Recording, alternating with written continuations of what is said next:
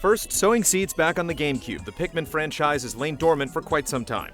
The third game in the series was originally planned for the launch of the Wii U, but it's taken a while for Pikmin 3 to fully bloom.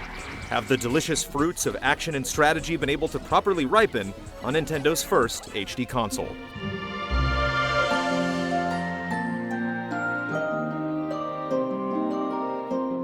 Following in the footsteps of the intrepid Captain Olimar, Pikmin 3 introduces you to a trio of new explorers, traveling in search of food to revitalize their homeworld. The group is separated after a crash landing on a strange planet, and it's your job to get the gang back together, find your ship's missing parts, and gather as much fruit as possible before the journey home, with the help of the native Pikmin, of course.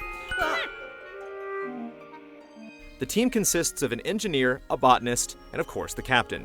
It doesn't take long to grow attached to each adventurer's personality. Much of the draw comes from their colorful observations of the world as they discover it, whether it's through nightly diary entries, chatter on the bridge, or their attempts to name each new type of fruit they find. Pikmin crossbreeds elements of both strategy and action-adventure games to create its distinct style of gameplay. The ant-like Pikmin will go where you go, and you'll toss the little guys at anything of interest and whistle to call them back into the fold. You'll direct your troops to tear down walls, gather materials to build bridges, and even split up the group to get through tricky puzzles. Harvesting flowers and fallen creatures increases your Pikmin population, and your army will grow and shrink as you surmount environmental obstacles and battle against hostile life forms. Each strain of Pikmin also has unique strengths, and at the beginning of each day, you'll pull the appropriate types from your reserves based on the challenges you plan to tackle. The new rock Pikmin are able to shatter crystals and withstand crushing blows, while winged Pikmin soar over rivers and lift objects upwards. Red and blue Pikmin are largely unchanged, but yellow Pikmin have an increased focus on electricity, resisting charged attacks, and completing circuits to light dark areas. The purple and white varieties from Pikmin 2 don't appear in the game's story, but they do return in extra mission levels. One of the biggest changes in Pikmin 3 comes from having multiple leaders on your team, creating clever situations that are fun to navigate. You'll often find yourself tackling a problem from multiple directions, and sometimes one commander will need to toss a colleague to higher ground to continue forging a path ahead. By using the gamepad's touchscreen, you can also direct one of the crew to a distant point on the map, letting them travel while you take direct control of another character for more immediate concerns. Learning to manage multiple groups in this way becomes an essential part of completing the game's challenging later stages, and it's an important key to success in the game's mission mode. Out of all the resources you have to manage, it's time that creates the most tension. Since it isn't safe to linger on the planet's surface after dark, you have to finish your work and gather your Pikmin before the sun goes down. Each in-game day only lasts 15 minutes, and if you don't plan your day well, you may be interrupted in the midst of a boss battle, or find yourself without enough time to regroup, leaving stray Pikmin to serve as late-night munchies for the creatures of the wild.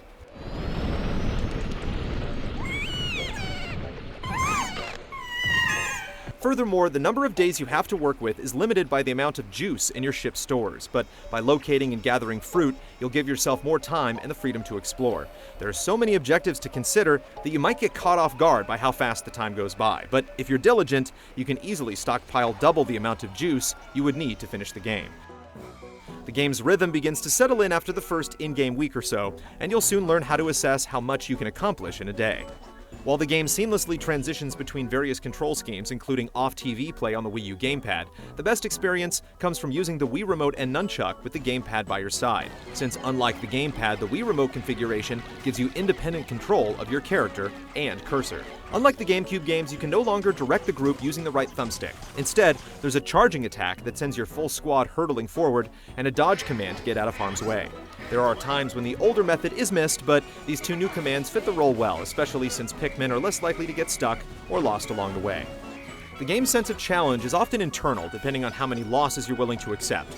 If you don't mind losing a few dozen Pikmin, it might not seem so bad, but those tiny screams and wispy ghosts make you feel the sting of every casualty. When you make a tragic mistake or see a large group swallowed up before your eyes, it's only natural to react by restarting the day and trying again. The game's major bosses provide harrowing encounters, requiring you to watch closely for tells and make nimble maneuvers. They often change tactics mid-fight, keeping you on your toes, so overcoming one of these titans feels like a well-earned victory. Completing the story mode takes around 8 to 10 hours, but the world is so engaging that you'll want to spend a bit more time to squeeze out every last drop, bringing new Pikmin to old stomping grounds to find more fruit, hidden areas, and tantalizing secrets. Oddly enough, the game only has one save file per user, so you'll have to overwrite your progress if you want to retry any significant portion of the game. Pikmin 3 has a bit to offer outside of the story. First is Mission Mode, which lets you replay boss battles or venture into all new maps to try for high scores, gathering items, and fighting enemies. With a limited amount of time and small groups of various Pikmin scattered across the map, each challenge can take a few tries before you find an optimal solution. A second player can join in as a co-op partner in Mission Mode, or you can fight against each other in numerous bingo battle stages. Each player is given a bingo card of items to find, and whoever gets 4 in a row wins. And while Pikmin might not seem like a go-to versus game, it can be surprisingly fun and competitive. Pikmin 3 doesn't disappoint. Beautiful environments, persuasively appetizing fruits, and a quirky personality are matched by thoughtful and challenging game design. Nearly a decade since the previous game, there's still nothing quite like Pikmin, and it's fantastic to see new growth finally take root.